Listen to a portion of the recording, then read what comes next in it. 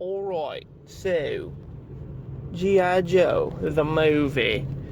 The Rise of Cobra was pretty decent when it comes to like keeping close to like the the old school cartoon and stuff like that. I mean, they got the characters and like the general premise, right? But you got Duke, who's Channing Tatum, or Channing Tatum, depending on who you ask. He and then this dude Ripcord are like from the army or whatever, and they're on a mission to recover these missile heads by the request of this dude that works for NATO named McMullen. Mullen? I don't know. I don't remember. Something like that. Anyway, so in doing so, they almost get the missile heads back, but they're ambushed by another group of people who take the missile heads back for themselves, and that's G.I. Joe.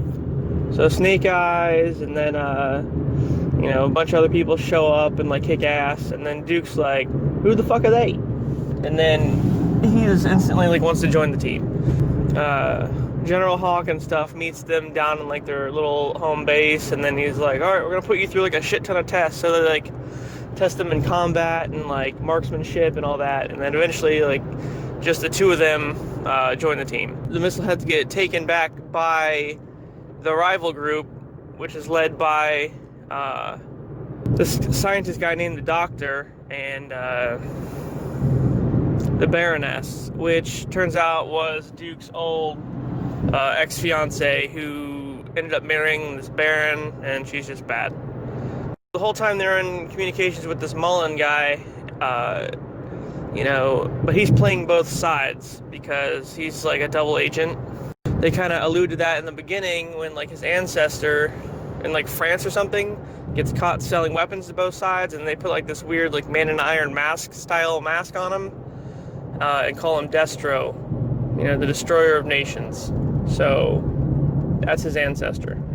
This guy is Zartan. He like impersonates people, so they inject him with the nanomites to make him impersonate the president, and then he kidnaps the real one and takes over the White House. Duke and Ripcord are given like these Iron Man type suits that like accelerate like their abilities. So huge fight breaks out. They end up destroying the damn Eiffel Tower anyway. Oh, and by the way, the missile heads are filled with nanobites, so they eat metal. So that's, yeah. And then a bunch of fuckery happens, and they capture Duke. So then they take him down to like this underground like rapture type facility that they have, where Duke's trying to convince the Baroness that like she used to be his girlfriend Anna, and she's like, nah brah, who you be? The Mullen guy ends up getting a fucking flamethrower blown up in his face and gets all burnt to a crisp, Freddy Krueger style. The Doctor gets him, and they go and hide out, and he injects the Mullen guy with like this weird like nanobite serum, and it turns his head silver, and there you go, Destro. But it also puts him under control of the Doctor. And then they find out that the Doctor is actually Anna's brother Rex, who was on a combat mission with Duke while they were both in the army, and he gets blown up in a bunker. So he's assumed dead, but what really happens is he finds like this basement with all this science shit in it, and like this nanobite research, and he's creating like this whole thing. And at the very end, it turns out he's actually Cobra Commander.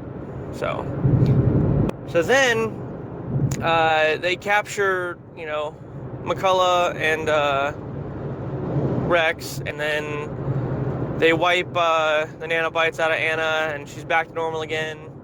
And, G.I. Joe prevails. But they forgot all about the fucking guy that's portraying the president, because they didn't even know about that. So that's where the second one comes in at. So, G.I. Joe Retaliation. None of the original fucking characters are in it, aside from Duke, because they're just all, like, just not spoken of. They mention, like, the nanomite ore thing in the beginning, but that's it. So, Ripcord and all that's just randomly gone.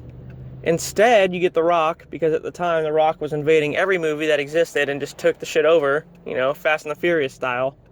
So, Duke's new friend is Roadblock, which is The Rock.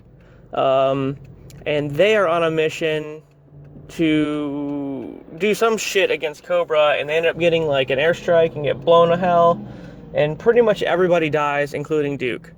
So now Rock is the main character. Oh, look at that! Go figure. So Rock and the remaining like stragglers of like the G.I. Joe or whatever, there's like a handful of people, lay low in like Rock's friend's basement or some shit like that, or like a gym, I think, in like this small town, and they try to rebuild themselves to go back after Cobra. Storm Shadow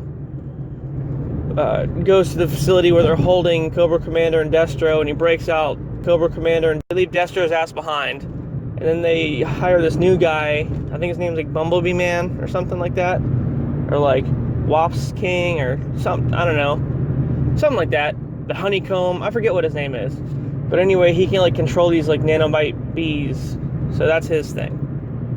Anyway, so then they have like a bunch of new members for G.I. Joe, and then they go to like this guy General Colton, who I guess G.I. Joe is named after, and they don't even mention him in the previous one, but it's fucking Bruce Willis, and then like he's like their contact to help them through the mission. And they find out Zartan, I keep wanting to say Zoltan, but it's not Zoltan. So Zartan, they find out that he did the thing with the president. They find the real president and try to expose the truth.